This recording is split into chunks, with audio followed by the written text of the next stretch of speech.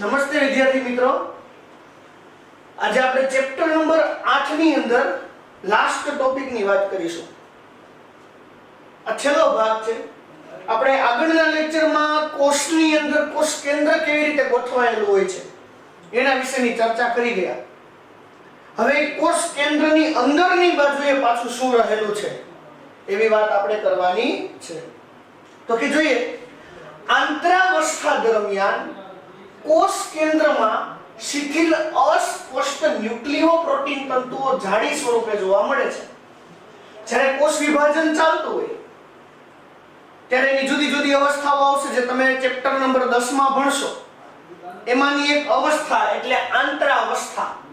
આ આંતરાવસ્થામાં કોષ જ્યારે કોષ વિભાજન ક્રિયા દરમિયાન પહોંચે ત્યારે એના કોષ કેન્દ્રમાં શિથિલ અસ્પષ્ટ ન્યુક્લિયોપ્રોટીનના તંતુઓ તમને જાળી જેવા દેખાશે. અને આ જાળી જેવી દેખાતી જે રચના છે જેને આપણે રંગસૂત્ર દ્રવ્ય કહીએ છીએ. સપોઝ કે આ એક કોષ છે, આ કોષનું કોષ કેન્દ્ર છે. આ કોષ કેન્દ્રમાં પ્રોટીનની બનેલી, ન્યુક્લિયોપ્રોટીનની બનેલી આવી જાળીદાર રચના જેવી વસ્તુ તમને જોવા મળશે. આ રચનાને આપણે રંગસૂત્ર દ્રવ્ય તરીકે ઓળખીએ છીએ. કોષ વિભાજનના વિવિધ તબક્કાઓમાં કોષોમાં કોષ કેન્દ્રના સ્થાને રંગસૂત્રીય દ્રવ્ય રંગસૂત્ર સ્વરૂપે જોવા મળે છે. જો તમને એવું કીધું છે કે વિભાજનના જુદા જુદા વિવિધ તબક્કા મતલબ કે જુદા જુદા તબક્કાઓમાં કોષોમાં કોષ કેન્દ્રના સ્થાને રંગસૂત્રીય દ્રવ્ય કેવા સ્વરૂપે જોવા મળશે તમને? રંગસૂત્ર સ્વરૂપે. મતલબ કે પહેલા રંગસૂત્ર દ્રવ્ય હતું, ધીમે ધીમે આ કોષ વિભાજનમાં આગળ વધશે એટલે દ્રવ્ય ઘટ થઈ અને તમને સ્પષ્ટ એવા આવા ચોકડી જેવા જે આ ભાગો દેખાય છે, આ ભાગોને આપણે શું કહીએ છીએ? રંગસૂત્ર. તો પહેલા ન્યુક્લિયોપ્રોટીન તંતુઓ સ્વરૂપે હતા, મતલબ કે રંગસૂત્ર દ્રવ્ય સ્વરૂપે હતા. ત્યાર પછી જે રંગસૂત્ર સ્વરૂપે તમને જોવા મળશે. રંગસૂત્ર દ્રવ્ય ડીએનએ અને કેટલાક અલ્કલીય હિસ્ટોન પ્રોટીન તેમજ બિન હિસ્ટોન પ્રોટીન અને આરએનએ નું બનેલું છે. હવે જે આ રંગસૂત્ર છે એ શેનું બનેલું છે? તો ચાર વસ્તુ તમને કીધી. એક તો ડીએનએ મતલબ કે ડીઓક્સીરિબોન્યુક્લિક એસિડ, બીજું હિસ્ટોન પ્રોટીન, ત્રીજું બિન હિસ્ટોન પ્રોટીન અને ચોથું આરએનએ એટલે કે રિબોન્યુક્લિક એસિડ. આમાં હિસ્ટોન પ્રોટીન અને બિન હિસ્ટોન પ્રોટીન બંને ડીએનએ સાથે કેવી રીતે વીંટળાય અને પેકિંગ કઈ રીતે થઈને રંગસૂત્રનું કેવી રીતે નિર્માણ થાય, જેના વિશેની ચર્ચા તમે ધોરણ 12 સાયન્સની અંદર ચેપ્ટર નંબર 6 ની અંદર કરશો કે હિસ્ટોન પ્રોટીનની ફરતે કેવી રીતે ડીએનએ વીંટળાય છે અને કેવી રીતે ડીએનએ નું પેકેજિંગ થઈને રંગસૂત્ર બને. અત્યારે આપણે એ યાદ રાખવાનું છે કે રંગસૂત્ર દ્રવ્ય ચાર પ્રકારની વસ્તુથી બનેલું છે. કઈ ચાર વસ્તુ? તો કે તો ડીએનએ, કેટલાક હિસ્ટોન પ્રોટીન, કેટલાક બિન હિસ્ટોન પ્રોટીન અને આરએનએ. આ ચાર વસ્તુ ભેગી મળી અને શું બનેલું હોય છે? રંગસૂત્ર દ્રવ્ય. મનુષ્યના એક કોષમાં લગભગ 2 મીટર લાંબો ડીએનએ તંતુ રહેલો હોય. એક કોષમાં, માણસનો સપોઝ કે આ એક કોષ છે, એમાં કેટલો લાંબો ડીએનએ નો તાતણો હશે? 2 મીટરનો. જે 46 રંગસૂત્ર, જેની જોડ ગણો તો કેટલી થાય? 23 જોડમાં વહેંચાયેલો હોય છે. કુલ રંગસૂત્ર કેટલા કીધા છે? 46. અને એની જોડ ગણો તો કેટલી થશે? 23. એક કોષમાં મનુષ્યની અંદર કેટલો લાંબો ડીએનએ હોય આવો પ્રશ્ન પૂછે તો 2 મીટર. આ 2 મીટર લાંબો ડીએનએ કુલ કેટલા રંગસૂત્ર બનાવે? તો કે 46. અને જોડ પૂછે તો બબે ભેગા થાય તો 46 ના અડધા કેટલા થાય? 23. તો કે 23 જોડ. તમને અહીંયા આકૃતિમાં સેજ સમજાવી દઉં એટલે સેજ ખ્યાલ આવી જાય.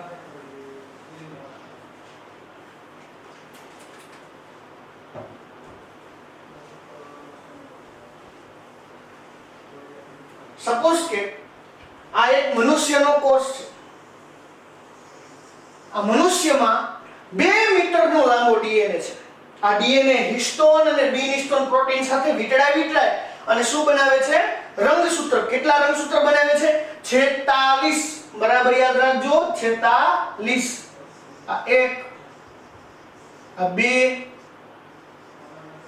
3 આ 4 5 6 7 8 9 10 11 12 13 14 15 16 17 18 19 20 આવી રીતે કુલ કેટલા 46 આવા કેટલા રંગસૂત્ર કુલ બનાવશે 46 અને જો જોડ પૂછે તો 23 શું કામ કીધી કારણ કે બબે બબે આવી રીતે ભેગા આમ જોડાયેલા હોય તો આને એક જોડ કહેવાય બે જોડ કહેવાય ત્રણ જોડ ચાર જોડ પાંચ જોડ છ જોડ સાત જોડ 8 જોડ 9 જોડ 10 જોડ આવી રીતે 23 જોડ કુલ 23 જોડ હોય તો 23 દુને કેટલા થાય 46 જો રંગસૂત્રની સંખ્યા પૂછે તો 46 અને જોડ પૂછે તો 23 બરોબર મનુષ્યની અંદર વાત કરેલી છે તમને અહીંયા બરોબર છે કારણ કે મનુષ્ય દ્વિતીય પ્રાણી છે એટલે એવી રીતે હોય છે પ્રત્યેક રંગસૂત્રમાં એક પ્રાથમિક ખાંચ અથવા તો સેન્ટ્રોમિયર ધરાવે છે હવે તમને એવું કીધું છે કે રંગસૂત્રમાં વચ્ચે સરસ મજાની શું રહેલી હોય છે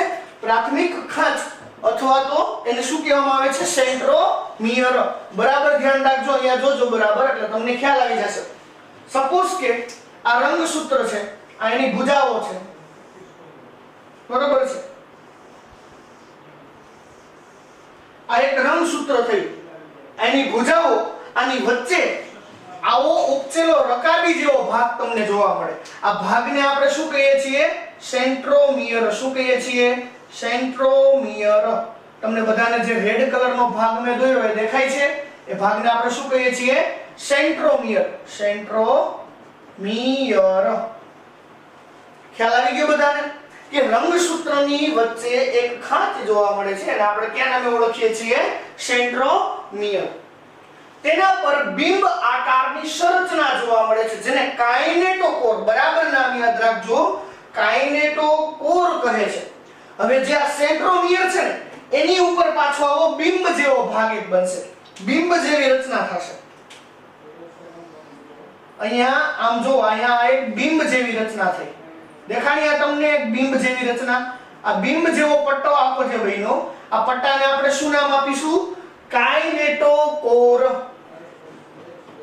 કાઇનેટોકોર બરાબર યાદ રાખજો રંગસૂત્રની વચ્ચે આવેલા ભાગને સેન્ટ્રોમિયર કહેવાય આ સેન્ટ્રોમિયર ઉપર એક બિંબ ઉપસી આવે આ બિંબને આપણે શું નામ આપીશું કાઇનેટોકોર સેન્ટ્રોમિયરના સ્થાનના આધારે રંગસૂત્રના ચાર પ્રકાર પડે છે ચાર પ્રકારમાં તમે એને વિભાજિત કરી શકો છો કોના સ્થાનને આધારે આ સેન્ટ્રોમિયરના આ વચ્ચે આવેલો જે સેન્ટ્રોમિયર છે એ કેવી રીતે ગોઠવાયેલો છે એના આધારે રંગસૂત્રના તમે કેટલા પ્રકાર પાડી શકો છો ચાર પ્રકાર ક્યાં ક્યાં ચાર પ્રકાર તો કે ભાઈ પહેલો મેટાસેન્ટ્રિક પહેલો પ્રકાર પડે છે મેટાસેન્ટ્રિક મેટાસેન્ટ્રિક રંગસૂત્ર કેવું હોય તો કે જેમાં સેન્ટ્રોમિયર રંગસૂત્રની મધ્યમાં આવેલો છે જો તમે આકૃતિમાં જોઈ શકો છો કે સેન્ટ્રોમિયર એક્ઝેક્ટ ક્યાં છે વચ્ચે છે સેન્ટ્રોમિયર ક્યાં આવેલું છે મધ્યમાં એટલે એકદમ વચ્ચે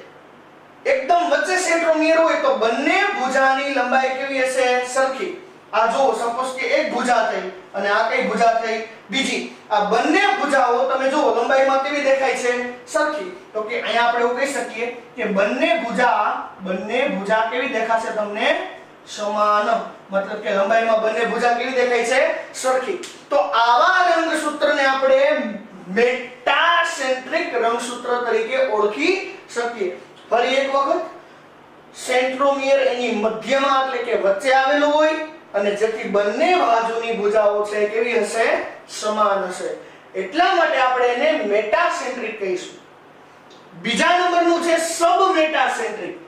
સબમેટાસેન્ટ્રિક કોને કહેવાય તો કે સેન્ટ્રોમિયર મધ્યમાંથી સહેજ દૂર અહીંયા એક્ઝેક્ટ વચ્ચે હતું અહીંયા મધ્ય કરતા સહેજ ક્યાં છે દૂર જો તમે આ બે આકૃતિની કમ્પેરીઝન કરો તમને ખ્યાલ આવી જશે આમાં એક્ઝેક્ટ વચ્ચે છે આ બ્લેક ભાગ સેન્ટ્રોમિયરનો આ સહેજ ક્યાં છે દૂર છે જેથી એક ભુજા ટૂંકી અને એક ભુજા લાંબી જો ઉપરની ભુજા છે ને એ કેવી બનશે ટૂંકી બનશે જ્યારે નીચેની ભુજા છે એ કેવી બનશે લાંબી શું કામ આવું થયું એક ભુજા ટૂંકી ને એક ભુજા લાંબી કારણ કે એનું સેન્ટ્રોમિયર સહેજ ક્યાં છે મધ્ય કરતા ઉપરના ભાગે તો જે ભાગ ઉપર વયો ગયો એ બાજુની ઉપરની ભુજા ટૂંકી થશે અને નીચેની ભુજા એની કેવી થશે થોડી લાંબી થશે ત્રીજો ભાગ છે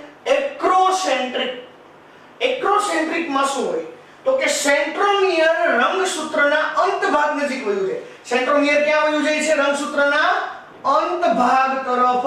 જો ઉપરની ભુજાના એકદમ નજીક વયું ગયું અંત ભાગ તરફ, જેથી એક ભુજા કેવી બનશે? અત્યંત ટૂંકી, અને એક કેવી બનશે? અત્યંત લાંબી. બરાબર ધ્યાન રાખજો.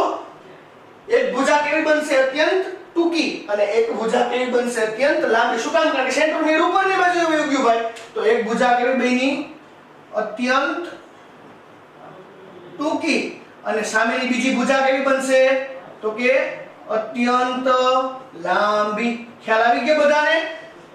જો આ આકૃતિમાં તમે જોઈ શકો છો, આને આકૃતિ સરખાવો. આમાં વચ્ચેથી સહેજ અંતર છે, જ્યારે આમાં એકદમ ઉપર વયું ગયું સેન્ટ્રોમિયર, એટલે એક ભુજા ટૂંકી રહી ગઈ અને એક ભુજા કેવી થઈ? લાંબી. કાઈ નથી એમાં આવતું, ભાવેલું છે. ચલો લાસ્ટ પ્રકાર ટીલોસેન્ટ્રિક. સેન્ટ્રોમિયર રંગસૂત્રના છેડે આવેલું છે. પ્રશ્ન જ નથી. નો ટણન નો ઠણન કઈ વસ્તુ જ નહીં. જો સેન્ટ્રોમિયર ક્યાં વયું ગયું? છેડે વયું ગયું. મતલબ કે એક બાજુની ભુજા લુપ્ત થઈ ગઈ. જો ઉપરની બાજુ ભુજા જ નથી દેખાતી, માત્ર ને માત્ર એક લાંબી ભુજા વધેલી દેખાશે તમને. બરોબર છે? એક બાજુની ભુજા લુપ્ત થઈ જાય તો ટીલું દેખાય. આમ ટીલું, એટલા માટે આને ટીલોસેન્ટ્રિક કીધું. ખ્યાલ આવી ગયો બધાને? ફરીથી એક વખત ફટાફટ જોઈ લ્યો. એવું કીધું કે 4 પ્રકાર પડ્યા. જો એક્ઝેક્ટ વચ્ચે સેન્ટ્રોમિયર હોય તો મેટાસેન્ટ્રિક, અને વચ્ચે સેન્ટ્રોમિયરને લીધે બંને બાજુની ભુજા લંબાઈમાં સમાન છે. જો સેન્ટ્રોમિયર મધ્યથી સહેજ ઊંચું વયું જાય તો એક ભુજા ટૂંકી ને એક ભુજા લાંબી બને તો સબમેટા. જો સેન્ટ્રોમિયર અંત ભાગ તરફ વયું જાય તો એક ભુજા અત્યંત ટૂંકી થાય ને એક ભુજા અત્યંત લાંબી થાય તો એકરો, અને એક બાજુ ભુજા લુપ્ત થઈ જાય અંત ભાગ તરફ સેન્ટ્રોમિયર વયું જાય તો ટીલોસેન્ટ્રિક. કેટલાક રંગસૂત્રમાં ચોક્કસ જગ્યાએ અરંજિત દ્વિતીયક રચના ધરાવે છે. આ નાના ટુકડાઓ જે દેખાતી રચનાને આપણે સેટેલાઇટ કહીએ છીએ. બરાબર યાદ રાખજો કે ઘણા રંગસૂત્રની અંદર દ્વિતીયક અરંજિત રચના જોવા મળે છે. આ દ્વિતીયક રચનાને શું નામ આપેલું છે? સેટેલાઇટ. અહીંયા તમે જો આકૃતિમાં જોઈ શકો છો, આ રેડ કલરનું જે દેખાય છે ચમચી જેવું નાનું નાનું, અને શું કહેવામાં આવે છે? દ્વિતીયક રચના, અથવા તેને શું કહેવામાં આવે છે? સેટેલાઇટ. ખ્યાલ આવી ગયો બધાને? એવું કીધું તમને કે કેટલીક એવી જગ્યાઓ છે કે જ્યાં એક વિશિષ્ટ દ્વિતીયક અરંજિત રચના દેખાય છે. આ રચનાને આપણે શું નામ આપ્યું? સેટેલાઇટ. બરાબર છે? ફરી એક વખત આખો ટોપિક જોઈ લ્યો. અહીંયા તમને એવું કીધું છે કે આંતરાવસ્થાની અંદર શિથિલ સ્પષ્ટ ન્યુક્લિયોપ્રોટીનના તંતુની જાડી સ્વરૂપે તમને રચના જોવા મળે કોષ કેન્દ્રમાં, જેને રંગસૂત્ર દ્રવ્ય કહેવાય. આ દ્રવ્ય કોષ વિભાજનની અમુક અવસ્થાએ રંગસૂત્રમાં કન્વર્ટ થઈ જાય છે. બીજી વાત તમને એવી કરેલી છે કે રંગસૂત્ર દ્રવ્ય શેનું બનેલું હોય? તો કે રંગસૂત્ર દ્રવ્ય ડીએનએ, હિસ્ટોન પ્રોટીન, બિન હિસ્ટોન પ્રોટીન અને આરએનએ નું બનેલું છે. તો આ બધું ભેગું મળીને જ રંગસૂત્ર બનાવશે. રંગસૂત્ર પણ શેનું બનેલું છે? આ 4 વસ્તુનું: ડીએનએ, આરએનએ, હિસ્ટોન પ્રોટીન અને બિન હિસ્ટોન પ્રોટીન. બીજી વાત એવી કીધી કે માણસના એક કોષમાં 2 મીટર લાંબો ડીએનએ હોય. આ ડીએનએ જુદા જુદા 46 રંગસૂત્ર બનાવે. જો એની જોડ પૂછે તો 23. પછી એવી વાત કીધી કે રંગસૂત્રની વચ્ચે ઉપચેલ રકાબી જેવો ભાગ દેખાય, જેને આપણે સેન્ટ્રોમિયર કહીએ છીએ. અને આ સેન્ટ્રોમિયર ઉપર બાજુએ નાનકડો બિંબ દેખાય, જેને આપણે કાઇનેટોકોર કહીએ છીએ. સેન્ટ્રોમિયરના સ્થાનને આધારે રંગસૂત્રના કેટલા પ્રકાર પડ્યા? 4. જો સેન્ટ્રોમિયર વચ્ચે આવેલું હોય એક્ઝેક્ટ, તો આપણે એને શું કહીએ છીએ? મેટાસેન્ટ્રિક. અને વચ્ચે સેન્ટ્રોમિયર છે એટલે બંને બાજુની ભુજા કેવી હશે? સમાન. જો મધ્ય કરતા સેન્ટ્રોમિયર સેજ ઉપર વયું જાય તો એક ભુજા ટૂંકી અને એક ભુજા લાંબી થાય, તો આપણે એને શું કહેશી? સબમેટાસેન્ટ્રિક. જો અંત ભાગ તરફ સેન્ટ્રોમિયર વયું જાય તો એક ભુજા અત્યંત ટૂંકી ને એક ભુજા કેવી થશે? અત્યંત લાંબી. તો આપણે એને શું કહેશું? એક્રોસેન્ટ્રિક. અને જો સાવ અંત ભાગ તરફ સેન્ટ્રોમિયર જતું રહે તો એક બાજુની ભુજા લુપ્ત થઈ જાય તો આપણે એને ટીલોસેન્ટ્રિક કહેશું. આ સિવાય એક વિશિષ્ટ વાક્ય એવું આપ્યું કે માં દ્વિતીયક અરંજિત રચના જોવા મળે છે, જેને આપણે સેટેલાઇટ નામ આપ્યું. અને હવે લાસ્ટ ટોપિક સૂક્ષ્મકાય. સૂક્ષ્મકાય એટલે શું? તો કે પટલ ધરાવતી ઘણી સૂક્ષ્મ પુટિકાઓને સૂક્ષ્મકાય કહેવાય છે. સપોઝ કે આ એક કોષ છે, આ કોષની અંદર પટલ ધરાવતી એટલે કે આવા પડદાઓ ધરાવતી, એની ફરતે પડદો હોય, આવા પડદાઓ ધરાવતી અતિ સૂક્ષ્મ આવી ઝીણી ઝીણી રચનાઓ જોવા મળે છે. આ રચનાઓને આપણે પુટિકાઓ કહીએ છીએ. પુટિકાઓ એટલે નાની નાની ગોળીઓ ભાઈ, બરોબર છે, જે વિવિધ પ્રકારના ઉત્સેચક ધરાવે છે. આ પુટિકાઓ કેવી છે તો કે એની અંદર જુદી જુદી પ્રકારના શું રહેલા હશે? ઉત્સેચક, જે આપણા શરીરની જુદી જુદી ઘણી બધી પ્રક્રિયાઓમાં ભાગ ભજવતા હશે. ઉત્સેચકનું કામ શું છે? ઘણી બધી પ્રક્રિયાઓને ઝડપી બનાવવામાં શું કરે છે? મદદ કરે છે, બરોબર છે. તો આ જે પુટિકાઓ છે, જે પટલયુક્ત છે, મતલબ કે પડદાવાળી છે, અને એની અંદર ઉત્સેચક રહેલા છે, જે વનસ્પતિ અને પ્રાણી બંને કોષોમાં જોવા મળે છે. આ સૂક્ષ્મકાય રચનાઓ ખાલી વનસ્પતિના કોષમાં, પ્રાણી કોષમાં હોય એવું નથી. બે કોષમાં, વનસ્પતિના કોષમાં અને પ્રાણીના કોષમાં, બેયના કોષમાં આવી સૂક્ષ્મકાય રચના જોવા મળે છે. તો આજે આપણે ચેપ્ટર નંબર 8 સારી રીતે વ્યવસ્થિત સંપન્ન કરી નાખ્યું, બરોબર. હવે પછીનું આપણે નેક્સ્ટ ચેપ્ટર આવતા લેક્ચરમાં મળીશું. આ જે ચેપ્ટર છે એનું સ્વાધ્યાય, એના દરેકે દરેક પ્રશ્ન છે સારી રીતે બધા પાકા કરી અને મને HW ની અંદર મોકલજો. બાકી જો કઈ ક્વેરી હોય તો આ ચેપ્ટર રિલેટેડ ક્વેરી સમજવા માટે મારા મોબાઈલ નંબર છે 7984456181, એમાં ફોન કરી અને પૂછજો. બની શકે તો તમારી ક્વેરી સોલ્વ કરાવવામાં આવશે. બસ એ જ અસ્તુ. આજ આપણે આટલું રાખીએ.